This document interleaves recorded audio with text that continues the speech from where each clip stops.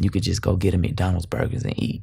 You feel me? But you gotta probably have to save your money to go to like a 5-star restaurant or something like that. I feel like I'm like a 5-star restaurant. Before J.I.D. would put out records like Never and Off D's, before J. Cole would sign him to Dreamville Records and bring him on his For Your Eyes Only World Tour, before he would be named a 2018 XXL freshman and gain 138K Twitter followers and 370K followers on Instagram at the time of this recording. I seen everybody cypher from all the freshman class. I was like, I wanna be like one of the best. J.I.D. was late to the rap game, spending most of his early life on the east side of Atlanta in Zone 6, where he was dreaming of picking off passes and going to the end zone for 6 in the NFL. After overcoming an injury and getting a scholarship to play college football, he started experimenting with rapping. Just a few credit hours before graduating, he was expelled and ended up living in his car selling Domino's pizza just to pay the bills while he worked on turning his newfound dream of rapping into a reality. The rapper would eventually catch the attention of one of the biggest artists in the game, and as they say, the rest is history. But how did a kid from Atlanta pivot a shattered football career and trouble with the law into touring the world with J. Cole? Well, you clicked on the right video. Good morning, afternoon, or evening, depending on when you're watching this. If you're wondering if Michael brought his little brother to work today, no, but I understand where you're coming from. My name is Jeremy Hecht, filling in for Michael today on Before They Were Famous, documenting the life and career of J.I.D. prior to fame. I'm gonna be doing a lot of hip-hop videos on this channel, so let me know in the comments down below who you want to see next, and I'll read all of your comments, no matter how hurtful they are. So, enough about me, let's jump into J.I.D.'s come up.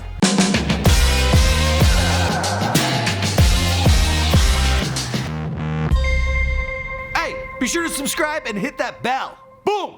J.I.D. was born Destin Choice Root on Halloween, October 31st, 1990. He and his 6 older siblings lived in East Atlanta, Georgia, where his family would continuously move from apartment to apartment. I stayed everywhere in the East, from like flat shows, you know what I'm saying, Photopress, all the way to like the Stone Mountain area. Like I stayed in all them filling gaps. Even though he had so many siblings, he was the youngest by 5 years. So by the time he was in high school, many of his siblings were already having kids of their own and focused on their lives. I was wearing my brother's clothes, like I'm the youngest of 7. That's why I say hand-me-down, this is my brother shit. This ain't even his shit. He's wearing a hand-me-down, you know what I'm saying? He says that he felt like an only child at some points. One of his brothers was in jail for most of his life, and on his song General he says, even before grades, going to my brother's court dates, and I asked my mom and dad what he did, but they never tell me. Another one of his brothers was Mr. Irrelevant in the NFL draft, a nickname given to the last player drafted. But he actually ended up playing in the league for a few years. Because of how many people were in his family, his musical taste became so diverse,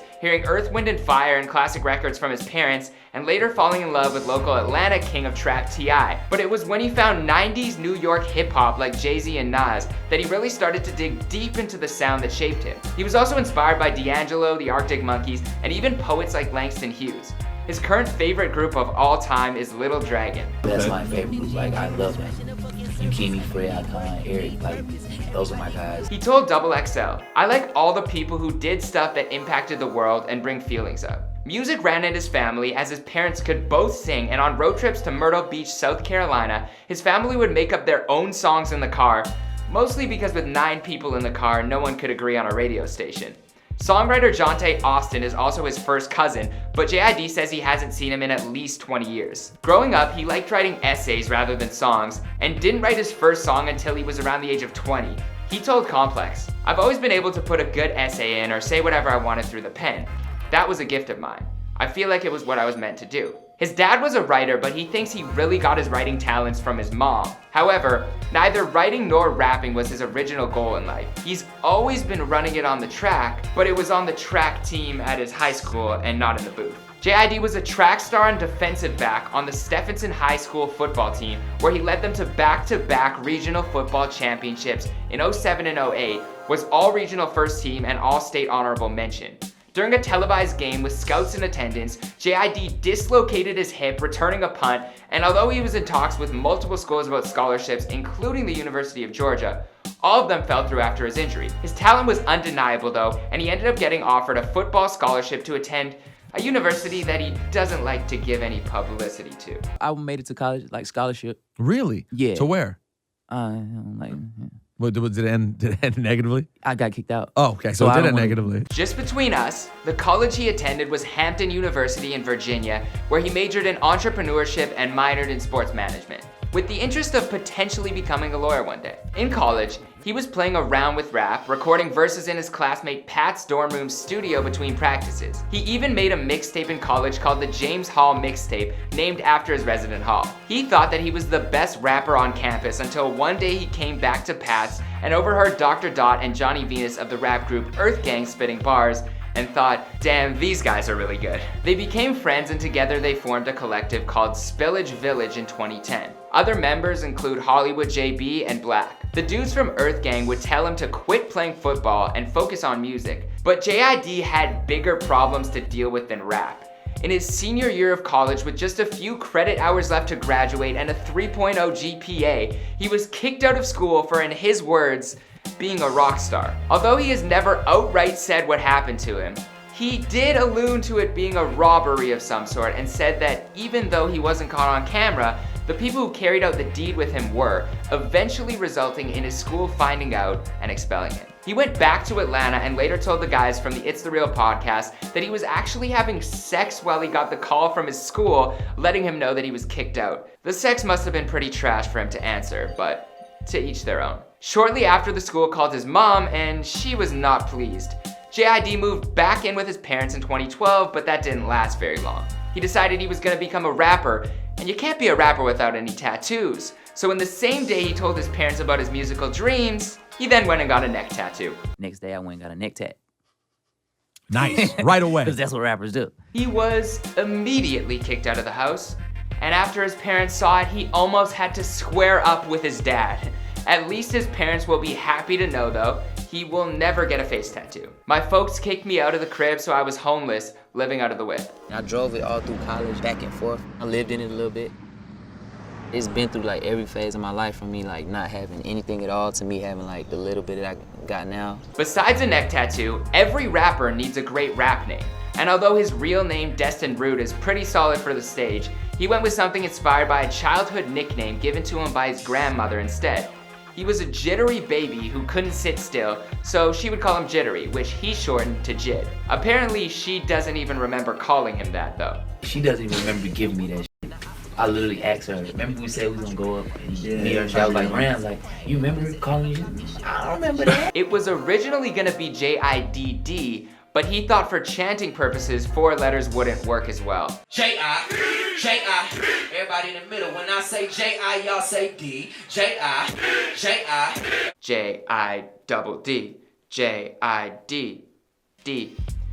Yeah, he's right about it. It just doesn't flow that well. He had a rap name and a neck tat, but no place to live. So he slept in his car, which was a 2006 Pontiac G6, a car his grandmother helped him buy. J.I.D. said he wanted to drive it until he gets a Maybach. I'm gonna push this shit until I get a Maybach, bro. For real. But unfortunately, it finally stopped working. It's still with him at his crib, and he says in the case that he ever sells it, the car's got some value as it's been driven by some pretty famous people like Earth Gang, Black, and J. Cole. With no college degree and no hope left in his football career, he started learning how to make music. He moved in with Dr. Dot and Johnny Venus, his dorm room homies from Earth Gang, and their crib would become something like a musical hub, with artists like 2-9, Awful Records, OG Mako, Rory, and Black stopping through and staying for weeks at a time to record. At one point, it looks like Black and J.I.D. might have even been dropping a joint project, which J.I.D. recently confirmed on his Twitter is finished. It was just like history. We started recording every day and stuff like that, and just make it. It was so many people sitting in the house. It was kind of crazy. He told XXL, when you're doing something alone, it's a little bit harder. But if you have a few of your homies, you can be like, we're gonna make this happen. They got some studio equipment from an unnamed NBA player who also wanted to rap at the time, and then J.I.D. started to record every day, learning how to do everything himself from writing to recording. I would just study, bro. I was in a real like place of trying to learn the game and learn as much as I can about it. So when I get an opportunity, I'll be ready. I guess he did put that entrepreneurship degree to work. At first he started to rap about flashy stuff and guns, but he made the decision that he didn't want to present himself that way to the world. Plus, he didn't want to front. He's only had one gun his whole life, and it's licensed. I wasn't just about to sit there and flex. I literally wanted to tell people, like, all my life I've been, like, broke as hell. Like, that's called the never story. Like, all my life I've been struggling. Like, youngest of 7, my parents didn't have everything to give to everybody. Trying to fund his rap career and livelihood, he was working at Domino's delivering pizzas in that same legendary Pontiac G6. He hoped that he wouldn't see anyone he knew out of embarrassment, but recalls one time delivering a pizza to Killer Mike's barbershop in Atlanta. He actually told It's The Real that Domino's still owes him his last paycheck. After getting kicked out of college and starting over, he recalls this being a dark time in his life, telling Complex, "It was a real struggle. The fact that I know what I want to do, but I have to sacrifice this time so I can eat or live, to be able to pay rent." He would do live shows and find other ways to make money that he says weren't always the most positive methods, but he made it work. After putting out some solo songs and some songs with Earth Gang and Spillage Village Collective, he started to gain some local buzz, telling The Clash Music, "People were recognizing me and recognizing the music." In 2012, he released the mixtape Root of Evil, following it up in 2013 with Para 2, which was re-released in 2017. Spillage Village released 3 compilation albums: 1, Bears Like This, 2, Bears Like This 2, and 3, Bears Like This Too Much. Cue Jim. Bears beats Battlestar Galactica. Bears do not. What is going on? All of the hard work led to J.I.D. making waves around the city, and eventually labels came knocking. One of the people who was interested in signing him early on was Coach K from local Atlanta label Quality Control, who's responsible for signing Migos, City Girls, and Lil Yachty. J.I.D. says that Coach K is still supportive of his career. Coach K is amazing. He's got a great ear for talent and an eye for stars. Even when we see each other now, he's hella proud of me. In 2014, Earth Gang got picked up as an opener for Absol's These Days tour, and since J.I.D. was so tight with the crew, he went on tour with them, coming out every night just to perform one song that he was featured on. Also on the tour was J. Cole's artist Boz. Cole heard of some Earth Gang songs and came out to a live show to check them out. But when he saw J.I.D. perform his song with them, he was impressed. During the tour, J.I.D. would smoke and have long conversations with Cole's friend Cedric Brown, and without ever telling J.I.D., Cedric played some music of his for Cole. Eventually, he found out that Cole was a fan, and after meeting him in person, Cole would give J.I.D. advice on his music through email exchanges, where J.I.D. would show him some of his unreleased singles. Cole was in Atlanta for a show one day and went to J.I.D.'s house in the hood just to listen to some music and hang out. He was obviously impressed because shortly afterwards, he invited J.I.D. up to North Carolina. And he actually, like, pulled up to the crib, you know what I'm saying? Like, played him and we just built from there, you know what I'm saying? It wasn't too crazy. On January 26, 2015, he released the DiCaprio EP. Leo is his favorite actor, and J.I.D. was inspired after binge-watching flicks like Catch Me If You Can and What's Eating Gilbert Grape. At the time, Leo didn't have an Oscar and J.I.D. didn't have a deal, so he felt like there was some parallel for hard work yet to pay off. He told Pigeons and Planes, "All the shit he does with acting and trying to improve global warming, I think shit like that is cool. People who stand for something." Well, the hard work eventually manifested itself because on February 20th, 2017, J.I.D. officially announced that he had signed to J. Cole's Dreamville Records as a part of Interscope. J.I.D. released his debut album, The Never Story, on March 10th, 2017, which includes features from Black and Earth Gang and production from Cole himself. With this album, people finally started to catch on to how talented he is, and it was the song Never that really started to gain him some mainstream notice. Ludacris posted a video on Instagram of him loving it. That's probably like the project I've been working on like my whole life. Okay. And it got the most exposure. Yeah. So it kind of opened me up to a lot of different fans. And Des Bryant tweeted his support, and even the legendary Mos Def said that one of the only newer guys who he listens to and respects is J.I.D. Not listening to all of these things. I could just listen to already made niggas. And if some new niggas come through this, like my man J.I.D. from Dreamville, Fire. Like, give me that. It's crazy how he received the most shine from an album that he wrote during what he says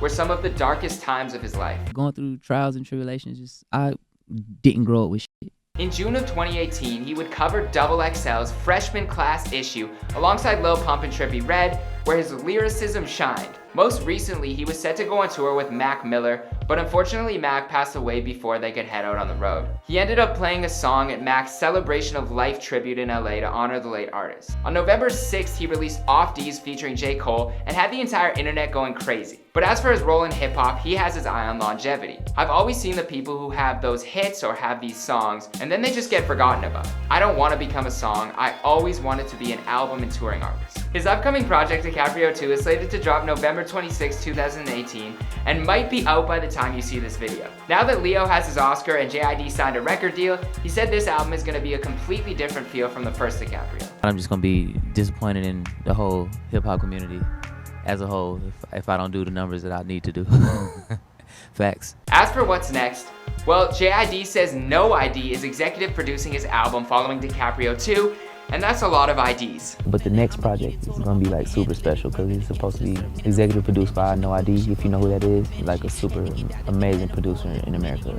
He's worked with like everybody, Grammys, he's just amazing. Unfortunately, he recently lost a lot of music while shipping his computer through FedEx, so hopefully he doesn't have to restart too many of the songs from his next project. These are FedEx, stole our shit, and it had a lot of music on it. He was pretty upset about it. I don't want to talk about it no more. I'm done, don't worry. His songs have been featured in the show Insecure, he has been a featured character in NBA 2K, and he wrote a song for the movie The Hate U Give, which was the official song for the film's trailer. Eventually, he has goals of writing movies. In fact, he's been slowly writing down scripts in his notebooks while on tour saying, dramas, comedies, thrillers, I'm a movie buff, so it's all the same to me. It's just all another emotion, another feeling. He feels like his music being in movies now will help his fans slowly warm up to the idea of him being more involved in movies in the future. As for the rest of the story, well, you know the story because this is Before They Were Famous. I'm Jeremy Hecht, dream good, live better, and thank you for allowing me to be a part of your day. Hit me up on Insta or Twitter at Jeremy_Hecht, and let me know who you want me to cover next on the show. Peace.